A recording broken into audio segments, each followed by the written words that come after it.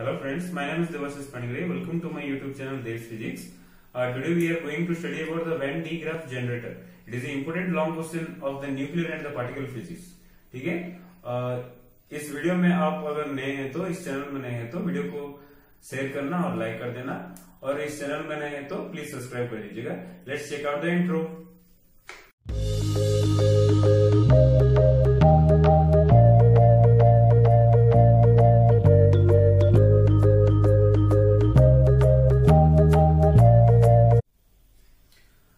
Venn digraph generator, okay. The heading tells us Venn digraph generator. तो एक introduction पता चल जाता है कि हम आज इस जनरेटर के बारे में पढ़ेंगे. ओके, फिजिक्स का है टॉपिक, लॉन्ग क्वेश्चन में आ जाता है. इसका इंट्रोडक्शन है, उसके बाद आपको प्रिंसिपल, और उसके बाद जो जो चीज लगता है इसमें ऑपरेटर्स रिक्वायर्ड, ठीक है, और उसके बाद वर्किंग और डिसएडवांटेजेस कुछ आता है इस जनरेटर का, ड्रॉबैक्स, ठीक है, उसको पढ़ लेंगे हम. समझ में आ गया? तो शुरू करते हैं आज का वीडियो. देखिए, it is an electrostatic particle accelerator capable of producing A potential difference of order of 10 to the power 7 volt. Easily याद रखने के लिए मैं एक मतलब ट्रिक बताता हूं. कुछ वर्ड्स को याद रख लीजिए, आप खुद ब खुद उस आंसर को लिख सकते हैं. ठीक है, it is an electrostatic particle accelerator. एक इलेक्ट्रोस्टैटिक पार्टिकल एक्सेलरेटर है जिसका काम क्या है, पोटेंशियल डिफरेंस को प्रोड्यूस करना. कितना प्रोड्यूस करता है? 10 to the power 7 वोल्ट. समझ में आ गया फर्स्ट पॉइंट. सेकंड पॉइंट को जाते हैं. ये इन्वेंट हुआ था या फिर डिजाइन किए थे कौन? Robert when digraph. उनका डेट ऑफ बर्थ और डेट ऑफ डेथ दिया है. ये क्या कौन है? एक अमेरिकन फिजिस्ट, ठीक है. इन्होंने इन्वेंट किया था वेन डिग्राफ जनरेटर को. His first generator can produce a potential difference, PD लिख दिया हूं, ठीक है, potential difference of 80,000 वोल्ट. उनका जो पहले जो जनरेटर था वो पोटेंशियल डिफरेंस मतलब वोल्टेज प्रोड्यूस करता था कितना? 80,000 वोल्ट का. समझ में आ रहा है? When two generator are used together, दो जनरेटर जब हम लगाए, ठीक है, दो जनरेटर आपस में जब अटैच हुए तो क्या हुआ? यहाँ पे वन जनरेट पॉजिटिव, एक पॉजिटिव जनरेट किया और एक नेगेटिव पोटेंशियल जनरेट किया. समझ में आ गया? Then the acceleration is known as tandem Van digraph generator. तो फिर से बताता हूं ये वाला. देखिए, उनका जो पहले जनरेटर था वो 80,000 वोल्ट प्रोड्यूस करता था, यानी कि पोटेंशियल डिफरेंस ऑफ 80,000 प्रोड्यूस करता था. उसके बाद दूसरे जनरेटर जब उन्होंने अटैच किए तो उसमें क्या हुआ? पहले जनरेटर ने पॉजिटिव और दूसरे जनरेटर ने नेगेटिव पोटेंशियल प्रोड्यूस करने लगे, और उसको बोला जाता है कि टेंडम वेन डिग्राफ जनरेटर. समझ में आ गया? फिर देखिए, when digraph generator is also called belt generator. ये वाला थोड़ा इंपॉर्टेंट है. बेल्ट जनरेटर क्यों बोला जाता है हम पढ़ेंगे आगे. इसलिए क्योंकि इसमें वेन डिग्राफ जनरेटर में ना टोटल जो भी उसका पोटेंशियल डिफरेंस प्रोड्यूस होता है, जो भी चार्ज कैरी करता है, ये थ्रू आउट ए बेल्ट चार्ज करता है. ठीक है, एक बेल्ट घूमता रहता है ऊपर से नीचे तक. समझ में आ गया? देखिए, कंस्ट्रक्शन देख लीजिए. इसका जो फर्स्ट पॉइंट है ये आपको ड्राइंग करते वक्त मैं समझा दूंगा, फिर भी अभी थोड़ा देख लीजिए. The electric discharge takes place in the air और gases readily at the pointed end. उसका क्या होगा? देखो, पोटेंशियल डिफरेंस प्रोड्यूस होगा और इलेक्ट्रिक डिस्चार्ज भी होगा. That is the main drawback of this वेंडम वेन डिग्राफ जनरेटर. ठीक है, उसके बाद वाला जो पॉइंट है ये हम बेसिक नॉलेज है, पढ़ते आ रहे हैं. ये वाला कि यहां पे रखा है कि आपको एक इंटरनल कांटेक्ट में अगर रखेंगे एक चार्ज पार्टिकल या फिर charge metal ball with अनचार्ज metal ball, तो क्या होगा? उसका जो जितना भी चार्ज होता है वो सब दूसरे के साथ ट्रांसफर होके कहां पे जाके रुकेगा? सरफेस ऑफ द कंडक्टर या फिर मेटल बॉल, जिस पे भी. तो ऐसा लिखा जाता है कि इसको when A charge conductor is placed in the internal contact with another hello conductor. एक कंडक्टर के साथ अगर हम उसको इंटरनल कांटेक्ट में रखते हैं तो देन द एंटायर चार्ज, देखिए, then the entire charge is transfer to the hollow conductor. पूरा चार्ज जितना भी होता है वो क्या होता है? ट्रांसफर हो जाएगा उस कंडक्टर को, और वो रहेगा कहां पे? Charge lies in the surface of the conductor, conductor ये एक कंडक्टर है और ये दूसरा कंडक्टर है। तो अगर हम इंटरनल उसको अगर ज्वाइंट करके रखते हैं, इसको क्या बोलते हैं, इंटरनल कॉन्टैक्ट, ठीक है। तो इसके जो सरफेस में क्या हो जाएगा, हमारा चार्ज रह जाएगा, ठीक है, अंदर नहीं जाएगा चार्ज। ये आप पढ़े हैं और आगे भी पढ़ेंगे, यही उसका फैक्ट है, ठीक है। ये दोनों उसका कंस्ट्रक्शन से और बहुत सारे उसका जो आएंगे, क्या क्या चीज होता है, कॉम यूज होता है, मेटालिक बेल्ट यूज होता है, ठीक है, वो सब पढ़ेंगे आगे। अब इतना नोट कर दीजिए, वीडियो को पॉज करिए। तो कंस्ट्रक्शंस के बारे में थोड़ा बहुत पढ़े थे। तो ये है आपका construction when D graph generator का। तो ऐसा कुछ रहेगा उसका डायग्राम। अगर आपको अच्छे से फुल डायग्राम चाहिए तो आप टेलीग्राम में या फिर फेसबुक इंस्टा में मेरा फॉलो कर सकते हैं, मैं आपको दे दूंगा, आपका पूरा पीडीएफ दे दूंगा इसका क्वेश्चन आंसर, ठीक है। तो इसको थोड़ा ओवरऑली व्यू कर देते हैं, देख लेते हैं क्या क्या है इसमें। ये दोनों अर्थिंग हुआ है यहाँ पे, ठीक है, अर्थिंग हुए हैं। और ये आपका टारगेट है, ठीक है। ये पुली है, फ्रिक्शनलेस पुली, ये वाला 1 नंबर है, ये वाला 2 नंबर है, 2 पुली यूज होते हैं। और पुली के सहारे ये जो घूमता है ये बेल्ट होता है, ठीक है। और इसका डायरेक्शन है क्लॉकवाइज डायरेक्शन, क्लॉकवाइज डायरेक्शन में मूव करता है ये। और ये है आईपी, इंसुलेटिंग पिलर, 2 पिलर होते हैं, ये 1 नंबर और एक 2 नंबर, ठीक है। और रह गया ये वाला है स्पीयर, होलो स्पीयर है, ठीक है, मेटालिक होलो स्पीयर। और ये वाला है डिस्चार्ज ट्यूब, यहां से आपका चार्ज डिस्चार्ज होता है, ठीक है, चार्ज डिस्चार्ज हो जाएगा यहां से आपका।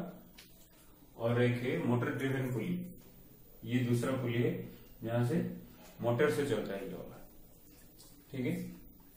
तो जा रहे हैं कंपोनेंट्स में। कंपोनेंट्स के 9 कंपोनेंट्स से एक एक कंपोनेंट्स को ब्रीफली पढ़ेंगे पूरा, ठीक है। और वीडियो ज्यादा लंबा ना हो जाए इसलिए इस वीडियो में मैं ये कर रहा हूँ कि कंपोनेंट्स में ही इस वीडियो को एंड कर दे रहा हूँ। और वर्किंग और disadvantages when D graph generator का, इसके लिए मैं पार्ट 2 का वीडियो बनाऊंगा और उसमें पढ़ा दूंगा, ठीक है। तो शुरू करते हैं आज का वीडियो। देखिए, metallic sphere, it consist a large hollow metallic sphere S, जिसको हम एस में डिनोट किया जाता है, ये स्फीयर को एस से डिनोट किया जाता है। और इसका रेडियस कुछ कम हो सकता है या फिर ज्यादा हो सकता है अकॉर्डिंग टू योर डायग्राम, इसको कुछ भी आप एज्यूम कर सकते हैं, ठीक है। तो ये बहुत बड़ा क्या है, होलो मेटालिक स्फीयर है, इससे ये जो पॉइंट को इसको याद रखना है, बाकी आपको याद आ जाएगा, ठीक है। इंसुलेटिंग पिलर, इंसुलेटिंग पिलर ये दोनों है, ये साइड में, जिसके ऊपर आपका होलो स्फीयर खड़ा हुआ है पूरा vertically. The sphere is mounted on the 2 vertical insulating pillar IP1, IP2 at the height of several meter from the ground. तो ग्राउंड से कुछ मीटर दूरी पे ये खड़ा हुआ है, ठीक है, जिसके ऊपर स्पीयर माउंटेड है, मतलब स्पीयर को रखा गया है, ठीक है, IP1 और IP2, इतना। और नेक्स्ट पढ़ते हैं।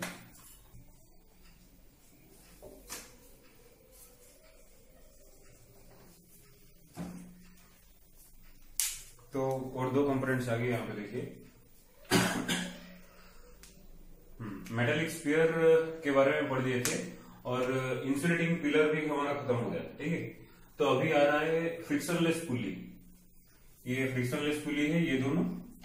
और एक कंपोनेंट्स आ गया है नैरो बेल्ट, ठीक है। जो बेल्ट इन दोनों को अटैच हुआ है ये वाला, इसको बोलते हैं नैरो बेल्ट, जो कि क्लॉकवाइज डायरेक्शन में मूव करता है at the speed of uniform velocity of 100 kilometre per hour, okay. एक मोटर लगा हुआ है, उसके हिसाब से ये 100 किलोमीटर पर आवर की स्पीड में घूमता रहता है। तो देखिए ये क्या बोलता है, frictionless pulley, 2 pulley P1 and P2 are mounted such that the P1 is at ground level and P2 is at center of the sphere. Location बताया गया है, बस और कुछ नहीं है, कि जो P1 है ये ग्राउंड लेवल में है और P2 जो है स्पीयर के सेंटर में, मतलब स्पीयर में है, स्पीयर के बीचों बीच में, बस इतना ही। तो आपका इंपोर्टेंट रह जाता है यहाँ पे P1 and P2 are mounted so that P1 is at the ground level और P2 क्या है, सेंटर ऑफ द स्फीयर में। ये कट हो गया, यहाँ पे P1 लिखा हुआ है, ठीक है। समझ में आ गया ना, इतना ही क्या है। और उसके बाद जाते हैं नैरो बेल्ट पे। Endless narrow belt is made up of the insulating substance. Insulating substance मतलब जो हीट और इलेक्ट्रिसिटी को कंडक्ट नहीं करते, पास करने अलाउ नहीं करता है, ठीक है। इंसुलेटिंग सब्सटेंस होते हैं। तो हमारा इंसुलेटिंग हो गया, रबर हो गया, वुड हो गया, सिल्क हो गया, क्लॉथ वगैरह, ठीक है। तो ये जो नैरो बेल्ट है ये वाला, तो ये बना हुआ है किसमें, रबर में या फिर सिल्क में, जिस दोनों में से कोई भी ऑब्जेक्ट से बना हो सकता है, कोई भी मटेरियल से बना हो सकता है। ये वाला is wound around the two pulley, तो दो पुली को ये वाला अटैच हुआ है, अटैच होके ये क्या होता है, घूमता रहता है कंटिन्यूसली, ठीक है। Is driven with the help of A electric motor, एक मोटर लगा हुआ है और उस इलेक्ट्रिक मोटर के सहारे ये क्या होता है, घूमता रहता है, ठीक है। विद यूनिफॉर्म वेलोसिटी ऑफ, जैसे कि बोला था मैं 100 kilometre per hour, 100 kilometre per hour की यूनिफॉर्म वेलोसिटी, मतलब उसका स्पीड चेंज नहीं होता है, ठीक है, वेलोसिटी चेंज नहीं होता है, कांस्टेंट रहता है। This belt is also known as conveyor belt. इस बेल्ट को हम कन्वेयर बेल्ट भी बोला जाता है, कन्वेयर बेल्ट भी कह सकते हैं नैरो बेल्ट को, ठीक है।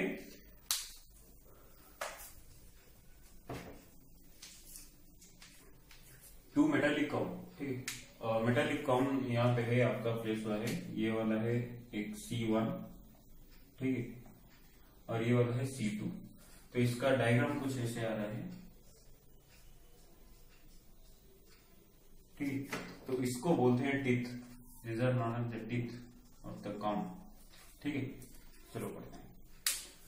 C1 and C2 are the two metallic comb having a large number of teeth. इनका ज्यादा टीथ होता है, ठीक है, इस मेटालिक काउंट्स का। The lower comb C1 is called spray comb, तो इसको हम बोल देते हैं स्प्रे काउंट, ठीक है, इसे बोला जाता है स्प्रे काउंट। और is connected to the terminal, positive terminal of DC. यहाँ पे एक पॉजिटिव साइन दिख रहा होगा आपको, तो ये डायरेक्ट करंट का पॉजिटिव टर्मिनल को कनेक्ट हुआ है, समझ में आ गया, ठीक है। उसके बाद काउंट 2 पे जाते हैं हम, जो कि तुम्हारा स्क्वायर को कनेक्ट हुआ है। The count 2 C2 is called the collecting count, ठीक है। यहाँ पे जो आपका C2 प्लेस हुआ है मेटालिक स्फीयर में, इसे बोला जाता है कलेक्टिव काउंट, ठीक है, connected to the metallic sphere, जो कि मेटालिक स्फीयर को कनेक्ट हुआ है, समझ में आ गया, ठीक है। डिस्चार्ज ट्यूब पढ़ते हैं, 6th नंबर पॉइंट है ये वाला।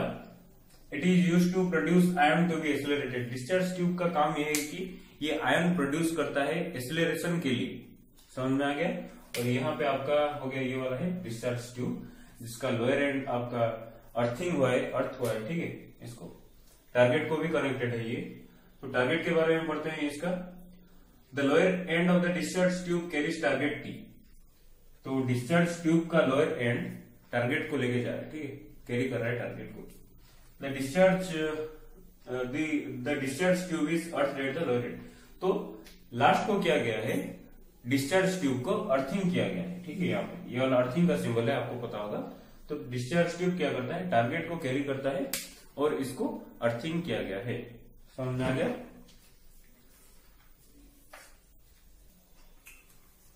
तो लास्ट 2 कंपोनेंट्स यहाँ पे है। तो 8 नंबर में आता है आपका वैक्यूम चैम्बर।